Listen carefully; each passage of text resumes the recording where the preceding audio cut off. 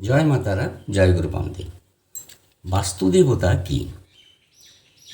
বাস্তুর আবির্ভাব মৎস্য পুরাণে বলা হয়েছে। প্রাচীনকালে অন্ধকাসুর বধের সময় ভগবান শিবের ললাট থেকে যে শ্বেতবিন্দু পড়েছিল তা থেকে এক ভয়ঙ্কর বিশাল আকৃতির পুরুষের সৃষ্টি হয়। তার বিশাল মুখ বিস্তারিত ছিল। অন্ধগণের সে রক্ত পান করেছিল, তাতেও তার তৃপ্তি হয়নি। তখন সে ক্ষুধার জ্বালায় ব্যাকুল হয়ে ত্রিলোক ভক্ষণ করার জন্য উদ্যত হয়।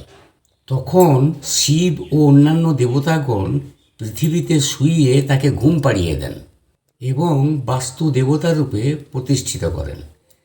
তারপর সকল দেবতাগণ তার শরীরের মধ্যে প্রতিষ্ঠিত হয়। সেই থেকে তার শরীরে সকল দেবতা বসবাস করেন।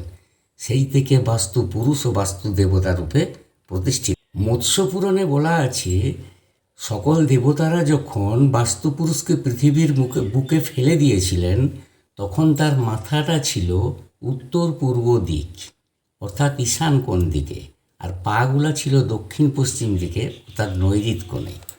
তোমাদের পাশে আছি, সকলে ভালো থেকো। আমার ভিডিও ভালো লাগলে পাশে থেকো। রাধা রাধা।